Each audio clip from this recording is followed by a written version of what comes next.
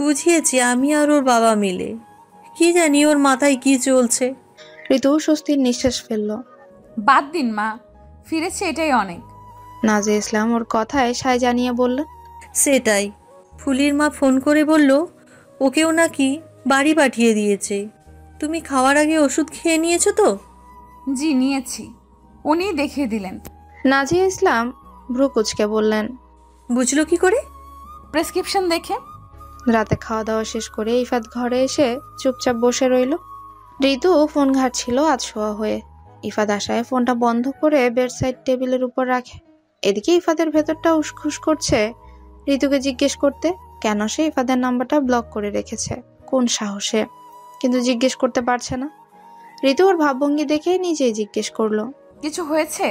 আসলে কি? ইফাত ইতস্তত করে বলল। তোমার পায়ের ব্যথা কমেছে? ঋতু একটু বিস্মিত হলো। জি, আপনি এটা বলার জন্যই অস্থির হচ্ছিলেন? না হুম। ইফাত অন্যমনস্ক হয়ে কথাটা বলল। ঋতু বুঝতে পারলো ইফাত কথা কাটাচ্ছে, ওকে বলতে চাইছে না, এড়িয়ে যাচ্ছে। তাই ও আর কথা বাড়ালো না। এমনিতেই ওর উপর অভিমান জমিয়ে সে ককটেল হয়ে আছে, বেশি প্রশ্ন করলে না আবার ফেটে পড়ে। এদিকে ঋতু ঘুমিয়ে যাওয়ার পর ইফাত ওর ফোনটা হাতে নেয়। ফোনটাতে লক খুব সোজা, ইফাত জানে সেটা। ও চুপিসারে ব্লক লিস্ট থেকে নিজের নাম্বারটা আনব্লক করে চুপচাপ ঘুমিয়ে পড়লো।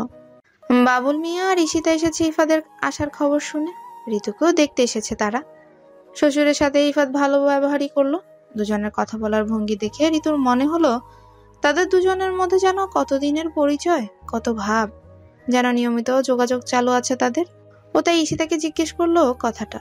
ঈশিতা খ্যাক খ্যাক করে জানালো ইফাত বাবুল মিয়ার সাথে নিয়মিতই যোগাযোগ করে। শুনেই ঋতু আশ্চর্য হলেও ব্যাপারটা ওর বেশ ভালো লাগলো। অঙ্ক স্যারটা তাহলে সব ঝাড়িঝুড়ি ওর সাথে দেখাচ্ছে। ঝাড়িঝুড়ি দেখালেও ইফাত অবশ্য ওর সব ধরনের খেয়াল রাখছে। প্রেসক্রিপশন দেখে ওষুধ দেয়, ধরে ধরে হাঁটানোর চেষ্টা করে, হাতটাও নড়াচড়া করাতে সাহায্য করে, দুদিন তেলও দিয়ে চুলও বেঁধে দিয়েছে। যাবতীয় সব খেয়াল রাখছে। ফুলের মাকে বলে দিয়েছে ঋতুর সব খেয়াল ও নিজেই রাখবে, হেল্পিং হ্যান্ডের প্রয়োজন নেই। কথাটা ঋতুর কানে এসেছে। ও ইফাতকে বোঝার চেষ্টা করছে, কিন্তু বুঝতে পারছে না। লোকটা ঘন ঘন নিজের রূপ পাল্টায়। কখনো চুপ করে তাকিয়ে থাকবে এমন ভাবে যেন কত ভালোবাসে ওকে, কখনো আবার এমন ভাবে তাকায় যেন সব দোষ ঋতুর। তাই ও আর বেশি কিছু বলে না, স্বাভাবিক থাকারই চেষ্টা করে। ইফাদের সাথে ওর আর বিবাদে জড়াতে ইচ্ছে করে না। এর মধ্যে কিছুদিন কেটে গেল। ঋতুর পায়ের ব্যথাটাও এখন আর নেই। হাতের প্লাস্টার খোলা হয়েছে গতকাল। আর আজ বিকেল থেকে ঋতু লক্ষ্য করছে একটা মেইল চেক করার পর থেকে ইফাদের মন মেজাজ অত্যাধিক খারাপ। দুবার তো অমিকে ধমক পর্যন্ত দিয়েছে। অমি বেচারা ভাইয়ের মুখে ঝামটা খেয়ে মুখ কালো করে সরে পড়েছে। এরপর ইফাদও কোথায় যেন চলে গেল। ঋতু ওকে জিজ্ঞেস করারও সুযোগ পেল না। এরপর রাতের বেলা ইফাত তখনও ফেরেনি। ঋতু একটু মোবাইলটা হাতে নিয়ে বান্ধবীর মেসেজে রিপ্লাই করছিল, তখন ইফাত ফিরল। ঘরে এসে ঋতুকে ফোনে মগ্ন দেখে ওর মন খারাপ হলো। গম্ভীর কণ্ঠে বলল, ঘুমাওনি এখনো? ঋতু হকচকিয়ে ওঠে। মুখ তুলে তাকাতেই দেখে ইফাত। এরপর ফুস করে শ্বাস ছেড়ে বলে, আপনি? আমি তো ভয়ই পেয়ে গেছিলাম। আমি কি বাঘ না ভাল্লুক? হ্যাঁ আমি তো তাই, আমাকেই তো ভয় পাবে। আমি আর কে হই তোমার? যা খুশি করো, আমি কিছু বলবো না।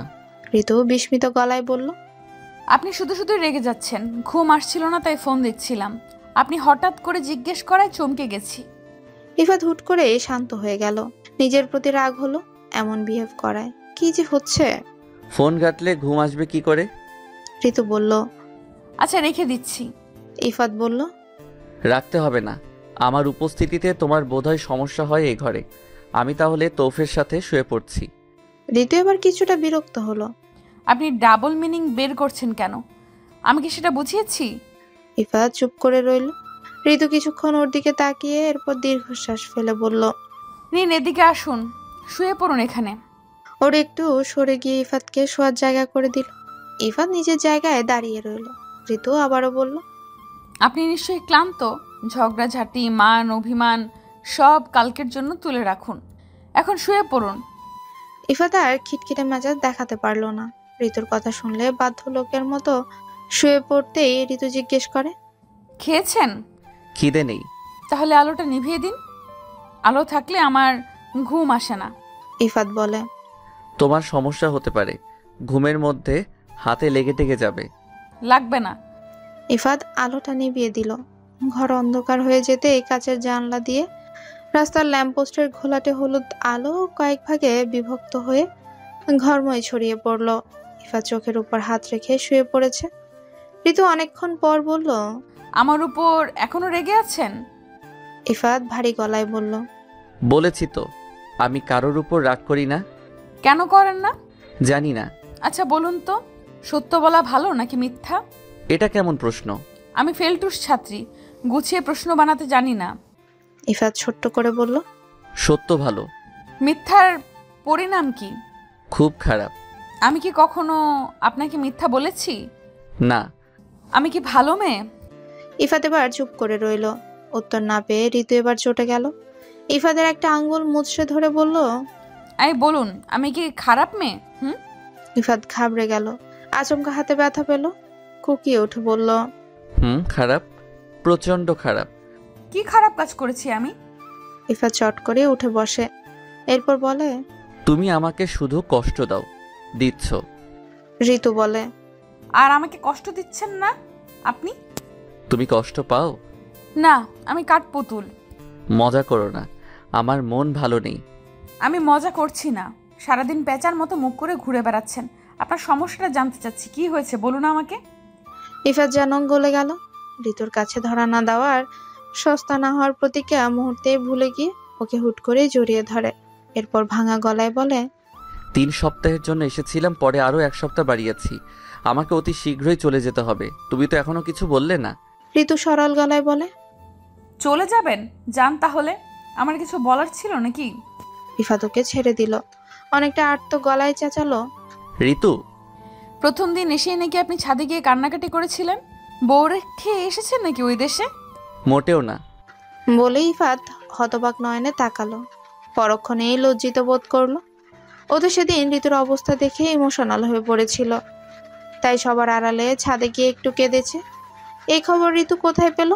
ও বিস্মিত হয়ে জিজ্ঞেস করলো, তোমাকে কে বলল? যেই বলুক, ভেউ ভেউ করে কাদার মানে কি? ইফাত এবার আরো শক্ত করে ধরলো ঋতুকে, যেন ছেড়ে দিলেই হারিয়ে যাবে।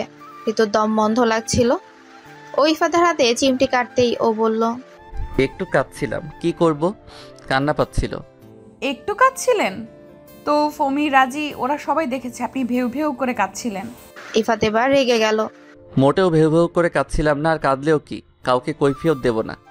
ওকে, তাহলে ছাড়ুন আমাকে। ঋতু জোর করে নিজেকে ছাড়িয়ে নিয়ে অন্যদিকে ঘুরে শুয়ে পড়লো। ইফাত ওর কাছে ঘেঁষে বলল, তোমার জন্য একটু কাঁদছিলাম। এই মেয়ে। ঋতু অনেক কষ্টে হাসি আটকালো। এরপর বলল, আপনি নাকি বাবার কাছ থেকে সেদিন চড়ও খেয়েছেন? মান সম্মান সব শেষ। ঋতু এই কথাটাও জানে। কে বলেছে ওকে এসব? ইফাত রেগে মেগে এবার বিছানা থেকে উঠে গেল। তপ্ত মেজাজে বারান্দায় গিয়ে বসে রইল। ঋতু এবার মুখ চেপে হেসে ফেলল। ঋতু প্রথমে ব্যাপারটা নিয়ে হাসলেও পরক্ষণেই নিজের কাণ্ডে লজ্জিত হলো। এত বড় ছেলেকে তার বাবা শাসন করেছে, গায়ে হাত তুলেছে, এটা নিয়ে মজা করাটা নিশ্চয়ই ঠিক করেনি। ভীষণ দৃষ্টিকটু ঠেকলো ব্যাপারটা ঋতুর কাছে। উফ, কি ছোটলোকিপনা করে ফেললো। ইফাত নিশ্চয়ই ব্যাপারটা ভালোভাবে নেয়নি। ঋতু তাই বিছানা থেকে নেমে বারান্দায় এলো। এরপর লজ্জিত কণ্ঠে বলল, এইভাবে বলাটা আমার উচিত হয়নি, সরি। ঘুমিয়ে পড়ো। ঋতু জিজ্ঞেস করলো, আপনি ঘুমাবেন না? চলুন। একটু পরে যাচ্ছি, তুমি যাও। ঋতু ক্রুদ্ধ পায়ে চলে গেল। ঘণ্টাখানিকের মধ্যে ঘুমিয়েও পড়ল। ইফাত বারান্দায় বসে রইল মাঝরাত অবধি। ওর সব ভাবনাগুলো জমাট বেঁধে আছে। কি হচ্ছে এসব ওর সাথে? বোধগম্য হচ্ছে না। ঋতুর আচরণ দুর্বৃত্ত। মনে হচ্ছে ইফাতের কোনো কিছুতেই ওর কিছু যায় আসছে না। আগে কখনো এমন কিছু মনে হয়নি, কিন্তু এখন হচ্ছে। প্রথম প্রথম ফোন দিয়ে যেভাবে কান্নাকাটি করতো, তখন ইফাতের মনে হতো ঋতু পাল্টে গেছে, হয়তো আগের মতো অবুঝ ব্যবহার করবে না। কিন্তু এখন তো দেখছি ওর ধারণা ভুল। ঋতু এখনো আগের মতোই আছে। তাহলে মাঝখানে ওকে এত ভেঙে দেওয়ার মানে কি ছিল? ঋতু নিশ্চয়ই বোঝে ইফাত ওকে কতটা ভালোবাসে, কতটা চায়। যে ইফাত নিজের মনের বিরুদ্ধে গিয়ে শক্ত থাকবে বলে প্রতিজ্ঞা করেছিল, সেই প্রতিজ্ঞাকে পর্যন্ত তোয়াক্কা করেনি ঋতুর জন্য।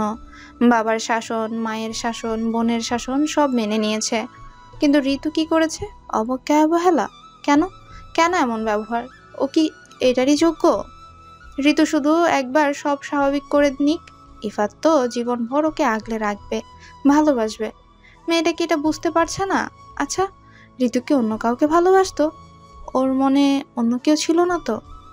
ইফাত কি একবার জিজ্ঞেস করবে ঋতুকে, নাকি অহেতুক সন্দেহ করছে? দোটানায় পড়ে গেল ইফাত। এই ভাবনাটা ওকে রাতে ভালোভাবে ঘুমোতেও দিল না। পরদিন ঘুম থেকে ওঠার পর ইফাতকে পাশে দেখলো না ঋতু। রান্নাঘরে যাওয়ার পর শাশুড়ির কাছ থেকে জানতে পারলো ইফাত কোনো কাজে বেরিয়েছে। ঋতু সারাটা দিন ওর জন্য অপেক্ষা করলো। সন্ধ্যায় পায়েস বানিয়ে রাখলো, কিন্তু ইফাত ফিরল রাত 10টায়। এসে ফ্রেশ হয়ে খেয়ে দিয়ে ঘুম। ঋতু পায়েস ফ্রিজে তুলে রেখেছিল, সেটা দেওয়ার মতো সুযোগও পেল না। মন খারাপ হয়ে গেল ওর। পরের কটা দিনও ইফাত নিজের ব্যক্তিগত কাজে ব্যস্ত ছিল। কাগজপত্র কি একটা ঝামেলা হলো, তা নিয়ে বেশ খাটাখাটুনি করতে হলো ওকে। ঋতু সময় পেল না ওর সাথে ভালো করে একটু কথা বলার। এদিকে বড় ফুপু ঈশিতা ফোন করলেই ঋতুকে শত শত জ্ঞান দেয়। একদিন তো বড় ফুপু সরাসরি কতগুলো আজগুবি কথাও বলে লজ্জা দিল ওকে। আরেকদিন ফোন করে বললেন, জামাই আসছে বিদেশ থেইকা, সুখবর টুখবর তো এখনো শুনাইলি না রে মা। কিসের সুখবর ফুফু? বড় ফুফু নিচু স্বরে যা যা বললেন তা শুনে ঋতু লজ্জায় লাল হয়ে গেল। পরক্ষণে অভিমান নিয়ে বলল, আমি নিজেও জানি না ফুফু, কখন তুমি নানু ডাক শুনবে। কেন, জামাই তোর আর তুই কিছু জানোস না? পোলাটা দেশে আইলো আর তুই একটা ভালো খবর দিতে পারলি না? ঋতু বলল। ধুর, তুমি যে কি বলো না। বড় ফুপু অবাক হলেন যেন। তুই এমন মিনমিন করতেছস কেন? এতদিন হয়েছে বিয়ার আর তুই নতুন বউয়ের মতো নাটক করতেছস যেন কিছুই হয় নাই তোগো মধ্যে। ঋতু অভিমানী গলায় বলল, আমি কিন্তু ফোন রেখে দেব, যাও। বড় ফুপু এবার বললেন, ঈশিতা না হয় জামাইয়ের কথায় পড়াশোনা শেষ কইরা বাচ্চা নিব, কিন্তু তোর জামাই নিশ্চয়ই এমন রুল দেয় নাই। জামাইরে হাতের মুঠোয় রাখতে শেখ। এখনো কচি খুকি সাজ্জা থাকলে সব হারাইবি। ঋতু এবার একটু নরম হলো। কি হারাবো? সব হারাবি। সব থেকে গুরুত্বপূর্ণ যেইটা হারাবি সেইটা হলো জামাইয়ের মন। এই জিনিস হারাইলে কোটি টাকা গচ্চা দিয়াও পাবি না। তার আগেই একটা বাচ্চা কাচ্চা নিয়ে আনে, জামাই আটকাইয়া থাকবো, আমরাও নানা নানি ডাক শুনবো। ঋতু আর্তনাদ গলায় বলল, ইস, থামো তো। বড় ফুফুর সাথে কথা বলে ফোন রেখে দেওয়ার পর ঋতু অনেকক্ষণ চুপচাপ বসে রইল। ফুফুর চিন্তাধারা মান্ধাতার আমলে, তার সব কথাতেই বাচ্চা কাচ্চার কথাই প্রায়োরিটি পায়। তবুও ঋতু কথাগুলো ভেবে দেখলো, অঙ্ক স্যারের কাছ থেকে সে আর দূরে থাকতে চায় না। ইফাতকেও এখন মিস করে, ভালোবাসে, কিন্তু বোঝাতে পারছে না, সব ঘেটে দিচ্ছে। আর আজকাল তো এই লোকের দেখা সাক্ষাৎ পাওয়াই দুষ্কর হয়ে পড়ছে। ধরাই দিতে চাচ্ছে না ওকে। তবে ঋতুর ধারণা ইফাত ইচ্ছে করে এসব করছে, ঝগড়া না করে নিঃশব্দে নিজের রাগ মেটাচ্ছে ওর উপর। কিন্তু সেটা তো হতে দেওয়া যায় না। ইফাত সন্ধ্যের দিকেই ফিরল, হাতে অনেকগুলো শপিং ব্যাগ। বাড়ির সবার জন্যই কেনাকাটা করে এনেছে। বসার ঘরে সবাইকে ডেকে যার যার উপহার তাকে দিয়ে দিল, ঋতুকেও দিল। রাতের খাওয়া দাওয়া সেরে শাশুড়িকে হাতে হাতে কাজ গুছিয়ে দিয়ে ঋতু ঘরে ফিরে দেখলো ইফাত নিজের সুটকেস গোছাচ্ছে। ঋতু একপাশে মন খারাপ করেই বসে রইল। ইফাত দু একবার দেখলো ওকে। এক পর্যায়ে ঋতু না পেরে জিজ্ঞেস করলো, সুটকেস গোছাচ্ছেন কেন? ইফাত ব্যতিব্যস্ত গলায় বলল, হাতে প্রচুর কাজ, যাওয়ার আগে তেমন সময় পাবো না, তাই গুছিয়ে রাখছি। ঋতু কথা বাড়ালো না। ইফাত গোছ কাজ শেষ করে শুয়ে পড়ল। এদিকে ঋতু নিজেও ঘুমানোর চেষ্টা করলো, কিন্তু ঘন্টা পেরিয়ে যাওয়ার পরেও দু চোখের পাতা এক হলো না। কাঁদতে ইচ্ছে করলো ভীষণ। পাশে ঘুমিয়ে থাকা ইফাতকে দেখেই তেলে বেগুনে জ্বলে উঠল। এই নিষ্ঠুরতা ওকে কষ্ট দিয়ে নিজে আরাম করে ঘুমাচ্ছে। যা হবার হবে, এই নিষ্ঠুরটাকে সে ছাড়বে না, কিছুতেই না। ঋতু তরাক করে উঠে গিয়ে ইফাতের শিউরে গিয়ে বসে। এরপর 2 মিনিট চিন্তা করে ওর বাহু ডোরে ঢুকে শুয়ে পড়লো। তখনই ইফাত নড়ে চড়ে উঠল। ঋতুর বুক ঢিপ ঢিপ করছে, হাত পা কাঁপছে, লজ্জা লাগছে। এদিকে ইফাত ঘুমের ঘোরে অন্ধকারে কিছু দেখতে পাচ্ছে না, কিন্তু নারী অভয়টা টের পেল। আচমকা ঘাবড়ে গিয়ে শুধালো, কে ঋতু?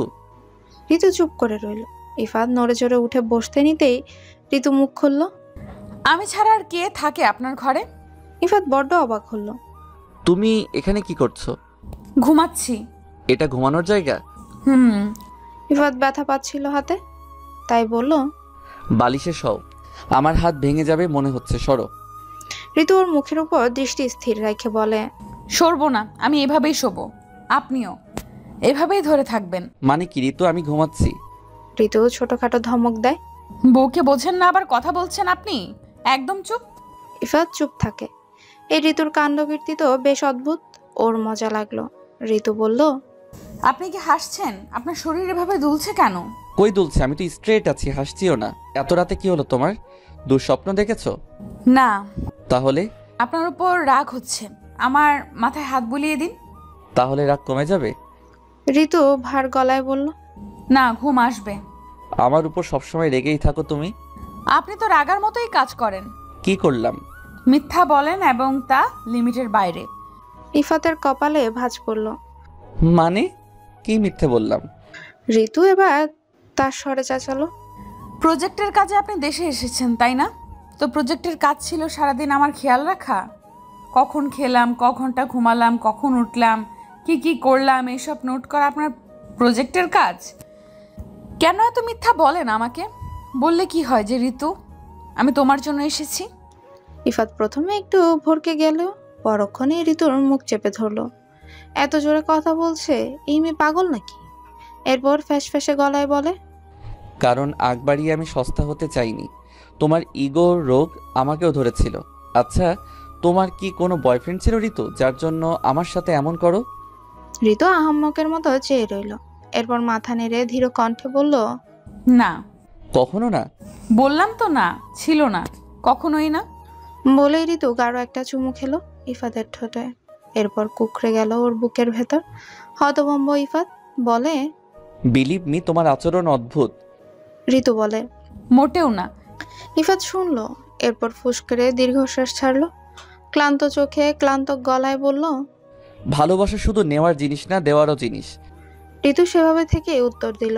কিন্তু এই মুহূর্তে আমি ঘুমোতে চাই, প্লিজ। 3 দিন পরে আমার ফ্লাইট। ঋতু ঘুমো ঘুমো স্বরে বলল, ক্যান্সেল করে দিন। দুবার ডেট পিছিয়েছে ইফাত। টিকেট ওকে করার আগে বললেও তো হতো, ঋতু এখন বলছে। ইফাত তবুও গুরুত্ব দিল ঋতুর কথাটাই। ভাবলো একবার ব্যাপারটা নিয়ে। ক্যান্সেল করে দিন বললে কি আর ক্যান্সেল করে দেওয়া যায়? দেখলি তো এই কদিন কাগজপত্রের ঝামেলা নিয়ে কত খাটুনি করেছি। প্রফেসরও একের পর এক মেইল করে চলেছে। এবার না গেলে সত্যিই আমার লস হবে। ঋতু সব লাজ লজ্জা বিসর্জন দিয়ে মনের ইচ্ছাটা জানিয়ে দিল। ধীর স্বরে বলল, আমার আপনাকে যেতে দিতে ইচ্ছে করছে না। ঋতু নিজের মুখে কথাটা বলছে। ইফাত শুনে বিস্মিত হলো। অনেকক্ষণ চুপ রইল। অভিমান রাগ গলে গেল। ঋতু এভাবে বললে সে কিভাবে যাবে? লন্ডন শহরে চাকচিক্যের মধ্যেও তো মন বসবে না ওর। পরে ভাবলো সব গোল্লায় যাক। ঋতু যখন নিজের মুখে বলেছে ওর চাওয়ার তো দাম তো সে নিশ্চয়ই দিবে, দেওয়া উচিত। দিন শেষে তো এই মেয়েটার কাছেও ফিরতে চেয়েছিল। সে ভেবে ইফাত বলল, তুমি ভালোবাসলে থেকে যাব। ঋতু শিহরিত হলো। কম্পিত অথচ নিচু গলায় বলল, বাসবো। বলে ইফাদের বুকে মুখ গুজল। এভাবে কি কমবে দূরত্ব? রাগ জেদ ভুলবে অঙ্ক স্যার? ঋতু মন থেকে কথাটা বলছে, লোকটা সান্নিধ্য চাইছে। ইফাত সেটা বুঝতে পেরে মৃদু হেসে শক্ত করে নিজের বাহুডোরে আবদ্ধ করলো ওকে। ঋতু প্রশান্তির নিঃশ্বাস ফেলে সময়টা উপভোগ করতে লাগলো, সব ভুলে সব দূরত্ব গুছিয়ে। ইফাত সরু গলায় জিজ্ঞেস করলো, ঘুমিয়েছো? ঋতু অস্পষ্ট গলায় বলল। হুম। ইফাত ওর কানের পিঠে ঠোঁট ছোঁয়ালো। অন্ধকারেও রক্তিম হয়ে উঠে ঋতুর ফর্সা গাল। কাঁপলো হাত। সেই হাতে আঁকড়ে ধরলো ইফাদের পরনের টি শার্ট। উষ্ণ অনুভূতিতে টালমাটাল ইফাদের গলা শুকিয়ে এলো। ফিসফিস করে ঋতুর কানে কানে বলল, একটু ছুঁই। ঋতু উত্তর দিল না, তবে বারণও করলো না। ইফাত ওর না বলা কথাটা বুঝতেই নিজের সাথে পিষ্ট করে ফেললো ঋতুকে। এরপর নাক ঘষলো ওর গালে। উষ্ণ অধরে চুম্বন বসালো চোখের পাতায়। লজ্জায় লাল হয়ে এলো ঋতু। দুজনের উত্তপ্ত নিঃশ্বাস এক হলো। এরপর ভেসে গেল বাস্তব পৃথিবী থেকে বহু দূরে। অন্যদিনের চেয়ে আজকের সকালটা নতুন ছিল ঋতুর জন্য। ঘুম ভাঙার পর সে নিজেকে আবিষ্কার করলো ইফাদের বুকে। ব্যাপারটা ওর জন্য লজ্জার হলেও নিজেকে নিজে বুঝ দিল ঋতু। এই লোকটার সঙ্গে বহুদিন এক ঘরে থেকেছে সে, শত মান অভিমানের মধ্যেও, কিন্তু এভাবে কাছাকাছি আসা হয়নি। তখন ইফাদের প্রতি রাগ কাজ করত, এরপর দূরত্ব এলো আর সবকিছু ভুলিয়েও দিল। ঋতু ঘুমন্ত ইফাদের মুখের উপর দৃষ্টি স্থির রাখতে পারলো না। লজ্জায় ওর হাত পা কাঁপছে তিত্তির করে, মনে হচ্ছে ছুটে পালিয়ে যেতে, কিন্তু যাওয়াটা সমীচীন হবে না, কারণ ইফাত বেরোবে। গত রাতেই বলে রেখেছিল যাতে খুব সকালে ডেকে দেয়। ঋতুর যদিও ডাকতে ইচ্ছে করছিল না, তবুও নিজেকে সংযত করে আস্তে করে ডাকে, স্যার। ইফাতের কান পাতলা, ঘুমের মধ্যে একটু শব্দ হলেও সে উঠে যায়। ঋতু দুবার ডাকতে ওর চোখ খুলে গেল।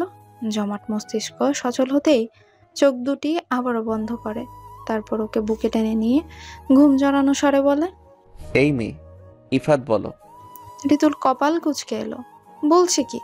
জীবনেও পারবে না সে, জীবনেও মুখ ফুটে ইফাত বেরোবে না ওর মুখ দিয়ে, শত চেষ্টায়ও না। মগের মূল্যক নাকি?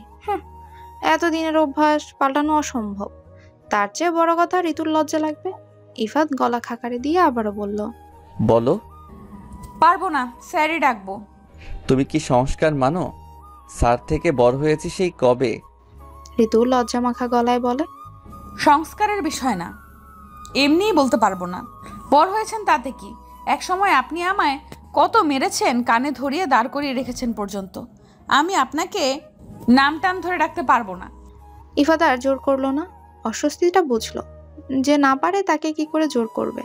তাছাড়া এটা অভ্যাসের ব্যাপার, হুট করে চাপিয়ে দিলে হবে না। কিন্তু বইয়ের মুখে অঙ্ক স্যার শুনতে ওর ভালো লাগে না। মাঝে মধ্যে মনে হয় ঋতুর টিচার হয়ে আসলেই ওর বিরাট বড় লস হয়ে গেছে। সব কিছুতে দেরি, মনে হতেও দেরি, মন পেতেও দেরি, সম্পর্ক দৃঢ় করতেও দেরি। ও গভীর স্বরে বলল, এত অভিযোগ? এমনি এমনি কান ধরে দাঁড় করিয়ে রাখতাম, অঙ্কে তো গোল্লা পেতে। খোটা দিচ্ছেন তো বিয়ে করেছেন কেন? ঋতু তেড়ে মেরে উঠতেই ফাদর হাতের ভাঁজে আঙ্গুল ঢুকিয়ে চুমু বসালো, এরপর নিঃশব্দে হেসে বলল, আসলেই তো, কেন করলাম? ফাজিল লোক। বাইরে তখন আলো ছড়িয়ে গেছে, সোনার বরণ রোদ ছড়িয়ে পড়েছে মুক্ত পৃথিবীতে, জানলার কার্নিশে। ইফাত বিকেলে ফিরেই বাড়ির সবাইকে জানালো ও আপাতত লন্ডন ফিরছে না। ওর এমন সিদ্ধান্তে বাড়ির সবাই হতভম্ব। ঋতু নাজিয়া ইসলাম বললেন, এই ছেলের মাথায় কি চলছে? গতকাল বলল 3 দিন পরে ফ্লাইট, এখন বলছে যাবে না। মানে কি? ঋতু, তুমি কিছু জানো? তেমন কিছু বলেনি। উফ, আমি পাগল হয়ে যাব। ওর বাবা শুনলে শেষ, রাগারাগি করবে। ঋতু ঘাবড়ে গিয়ে নিচু স্বরে বলল, আসলে আমি কাল বলেছিলাম টিকিট ক্যান্সেল করে দিতে, সেটা বোধহয় উনি সিরিয়াসলি নিয়েছে। নাজিয়া ইসলাম কপালে হাত দিলেন। দেখেছো কাণ্ড? ঋতু মাথা নামিয়ে বলে, আমি তো এমনিই বলেছিলাম। নাজিয়া ইসলাম বুঝতে পারলেন দুজনে তাহলে মিলমিশ হয়েছে, ব্যাপারটা স্বস্তির। এরপর একটু চিন্তা করে বললেন, তুমি একটু বোঝাও ওকে। আমরাও তো চাই ছেলেটা কাছে থাকুক, কিন্তু বাস্তবতাটা তো ভিন্ন, তাই না? সব ছেড়ে ছুড়ে ডিগ্রি আনতে গেল, এখন যদি মাঝপথে ছেড়ে দেয়, ব্যাপারটা কি ঠিক দেখায়? ঋতু বাস্তবতা চিন্তা করে দেখলো এর আগেও বহুবার ওর কথার উপর ভিত্তি করে ইফাত অনেক কিছুই করেছে। চাকরি ছেড়েছে, পরিবার ছেড়ে বিদেশ পাড়ি জমিয়েছে, আর এবার যদি ইফাতকে না যেতে দেয় তাহলে সেটা অন্যায় হবে। মুখের কথা তো নয় যে হায়ার স্টাডিজের কোর্স কমপ্লিট না করলে কিচ্ছু হবে না, মাঝপথে ছেড়ে দিলে বোকার কাজ হবে। এটা ইফাতের স্বপ্ন, আর ক্যারিয়ারের জন্য ক্ষতি, সর্বোপরি সুন্দর একটা ভবিষ্যতের জন্য ক্ষতি। মাঝখান থেকে সময়গুলো নষ্ট হবে, টাকা পয়সাগুলোও জলে যাবে। ফেলটুস ঋতু তো আর নিজের জন্য ইফাতকে তার স্বপ্নের পথ থেকে পিছু হাঁটাতে পারে না। ও শাশুড়িকে বুঝিয়ে এরপর ঘরে এলো। ইফাত মাত্রই ফ্রেশ হয়ে ল্যাপটপ নিয়ে বসেছিল। ঋতু ওকে চায়ের কাপ এগিয়ে দিয়ে বলে, আপনার জন্য। ইফাত চা নিয়ে থম মারা গলায় বলে, এক রাতেই এত বদল? ঋতু বলে, তাই না? আমাকে ছেড়ে তো বিদেশে আপনি ভালোই ছিলেন, এদিকে আমি চোখের পানিতে বালিশ ভিজিয়েছি, সেগুলো আপনি জানবেন কেন? আপনি তো আমাকে ভুলেই গিয়েছিলেন। বলতে বলতে ঋতুর গলা ধরে এলো, ছলো ছলো চোখে চেয়ে উঠল চোখ জোড়া নিয়ে। ওর রক্তিম ফর্সা ভেজা গলটায় নাকের গোলাপি ডগায় আঙ্গুল বুলিয়ে সরু গলায় ইফাত বলে, কত ফোন দিয়েছিলাম জানো, ব্লক করে রেখেছিলে ফোনে। নিজের নিষ্ঠুরতার কথা তো বললে না। ইফাতের কথাটা শুনে ঋতুর একটা ঘটনার কথা মনে পড়ে। তখন ঋতুর পরীক্ষা চলছিল। ইফাতকে সে প্রতিদিন ফোন দিত। সেদিন রাতে পড়তে বসে ও ইফাতকে ফোন দিয়েছিল, কিন্তু ও ফোনটা রিসিভ করেনি, উল্টো সুইচ অফ করে রেখেছিল। ব্যাপারটায় কষ্ট পেয়ে ঋতু কেঁদে দিয়েছিল। ওর ঘরের সামনে দিয়ে যাওয়ার সময় সেটা আবার ইফতির চোখে পড়েছিল, আর তখনই ও ঋতুর ফোনটা নিয়ে ইফাতের নাম্বারটা ব্লক লিস্টে অ্যাড করে দিয়েছিল। সে কথা মনে পড়তেই ঋতু না এমন সময়ও সামান্য হাসি পেল। ব্লক তো করেছিল ইফতি আপু আপনাকে টাইট দিতে। ইফাদের কপালে ভাঁজ পড়ল। এমন দুশ্মনী করে কেউ? আস্ত একটা ঘসিটি বেগমর বোনটা। ভাইয়ের প্রতি দরদ নেই ইফতির। ইফাত বলল, তোমারও সাই ছিল। ঋতু অভিমান ভরা গলায় বলল, থাকবে না? আপনি আমার ফোন এড়িয়ে যেতেন, তাই আমিও আর ব্লক খুলিনি। যে আমাকে এড়িয়ে গিয়ে শান্তি পায় তাকে তো শান্তিতে থাকতেই দেওয়া উচিত। ইফাত ভ্রু কুঁচকে বলল, তোমাকে কে বলল আমি শান্তিতে ছিলাম? কতবার অসুস্থ হয়েছি, পাশে কাউকে পাইনি। মনে হতো কেন পড়ে আছি এই দেশে, এক্ষুনি ছুটে যাই। কিন্তু পরিস্থিতি অনুকূলে ছিল না। সবাইকে মিস করতাম আমি, বিশেষ করে তোমাকে আর মাকে। ঋতুর খারাপ লাগলো ভীষণ। ছিছে, এত কিছু সহ্য করেছে ইফাত শুধু ওর কারণেই? অহেতুক কষ্ট দিল মানুষটাকে, যেটা ওর প্রাপ্য নয়। ঋতু কেন এমন করলো? কি পেলো এসব করে? উল্টো মানসিক শান্তি হারালো। কিন্তু আর সেটা হতে দিবে না সে। দীর্ঘশ্বাস ফেলে এই পর্যায়ে এসে জিজ্ঞেস করলো, টিকিট ক্যান্সেল করে ফেলেছেন? ইফাত চায়ের কাপে চুমুক দিতে দিতে বলে, এখনো করিনি, করব। ঋতু তড়িঘড়ি করে বলল, করবেন না। ইফাত বিস্মিত হলো। কেন, তুমি তো বললে। ঋতু হাসার প্রচেষ্টা করে বলল, ধুর, আমি গত রাতে টিকিট ক্যান্সেল করার কথাটা ভেবে বলিনি আপনাকে। কোর্সের মাঝপথে এসে ছেড়ে দেয় কেউ? বোকারাই এই কাজ করে। ইফাদের গলার স্বর গম্ভীর হলো। তুমি কি আবারও আমাকে দূরে ঠেলে দিতে চাইছো? সিরিয়াসলি বলছি, আমি কিন্তু আর ফিরবো না। ঋতু ভরকে গেল, নিজেকে শক্ত করলো। এরপর ভার গলায় বলতে শুরু করলো, আমার মা খুব ছোটবেলায় মারা যায়। বাবা মায়ের সংসার দেখিনি, বুঝিও না এত কিছু। বাবার ছায়াই বেড়ে ওঠা। বাবা আমাদের দু বোনের জন্য এত কিছু করেছেন, যার জন্য বাবাকে কখনো কষ্ট দিতে চাইনি। তখন আমি সত্যিই বিয়ের জন্য মানসিকভাবে প্রস্তুত ছিলাম না। বাবা যখন বলল বিয়ের জন্য কথা দিয়ে ফেলেছে, তখন বাবাকে আমি আপনাদের কাছে ছোট করতে চাইনি। আপনি আমার শিক্ষক ছিলেন এবং আমাকে সরিয়ে বাবাকে একা করে দিয়েছেন। এই ভাবনাটাই আমার মাথায় ঘুরতো। এই জন্যই আমার জেদ ছিল আপনার উপর, আর এই জেদের কারণেই আপনি নিজের অনেক কিছু হারিয়েছেন। বিশ্বাস করুন, আমি মাঝে মাঝে ভুল করে অনেক কটু কথা বলেছি, কিন্তু পরক্ষণেই অপরাধ বোধ আমাকে কুরে কুরে খেয়েছে। আপনি আমার কথার উপর ভিত্তি করে চাকরি ছেড়েছেন, দেশ ছেড়েছেন। আমি এতে ভীষণ কষ্ট পেয়েছি। আমার অপরাধ বোধ বাড়াবেন না। আপনি যাবেন, ডিগ্রি নিয়ে ফিরবেন। নিজের সাথে হেয়ালি করবেন না আমার জন্য। আমি তাহলে নিজেকে ক্ষমা করতে পারবো না। আমি নিজের ভুল পুনরাবৃত্তি করতে চাই না, শুধরাতে চাই। বলতে বলতে ওর মাথা ঠেকলো ইফাদের উরুতে। নিঃশব্দে কাঁদল। গাল পেয়ে অশ্রুকণা গড়িয়ে পড়ল। ইফাত তা টের পেয়ে ওর মুখ তুলল, দৃষ্টিতে দৃষ্টি মিলিয়ে কঠোর গলায় বলল, আমাদের মধ্যে মানসিকভাবে দূরত্ব অনেক বেড়ে যাবে ঋতু, তুমি আমাকে ভুলে গেলে। ঋতু ভেজা চোখে মুছে নিয়ে ইফাদের কাছে ঘেঁষল। আশ্বস্ত করা কণ্ঠে বলল, হুম, একটুও বাড়বে না। আপনাকেও ভুলবো না। কয়েকটা বছরেরই তো ব্যাপার। আমি আপনার অপেক্ষা করব। ইফাত ঋতুকে শক্ত করে জড়িয়ে ধরে রইল অনেকটা সময়। ঋতুর বুকে ভেঙে কান্না বেরিয়ে আসতে চাইলেও নিজেকে শক্ত রাখলো। বাচ্চামো করলো না একদম। না চাইলেও ইফাতকে যেতে দিতে হবে, আটকে রাখার নিয়ম নেই। ঋতু যখন অশ্রু লুকানোর চেষ্টায় ব্যস্ত, ইফাত তখন ম্লান গলায় বলল, আমি যে কেন হায়ার স্টাডিজের ডিসিশনটা নিয়েছিলাম, তুমি আমাকে কাছে টেনে আবারও দূরে সরিয়ে দিচ্ছ। খুব নিষ্ঠুরতা করছো আমার সাথে। ইফাদের কথা শুনে ঋতুর মন আরো খারাপ হয়ে গেল, কিন্তু সেটা বুঝতে না দিয়ে কৌতুক সুরে বলল, নিষ্ঠুরতা মনে হলে তাই। কয়েক বছরেরই তো ব্যাপার। আপনি এমন একটা ভাব করছেন যেন আর কখনো দেখা হবে না আমাদের। কিন্তু এই সময়গুলো তো আর ফিরে আসবে না। ঋতু ইফাদের খারাপ লাগাটা অনুভব করার চেষ্টা করলো। বছর হতে চললে ইফাত দেশ ছাড়ে। এতগুলো দিন পরে মাত্র একটা মাস সে পরিবারের সঙ্গে সময় কাটানোর সুযোগ পেয়েছে, যার মধ্যে অনেকটা সময় নষ্ট হয়েছে ওদের মান অভিমান চালাচালিতে। এখন আবারও বছর কয়েকের জন্য আলাদা হওয়া। সময় নিজ গতিতে চলছে। আসলে এই সময়গুলো আর ফিরে আসবে না, চাইলেও না। এর জন্য ওর কম কষ্ট হচ্ছে না। ঋতু আবেগী হয়ে ওর গালে হাত রেখে বলে,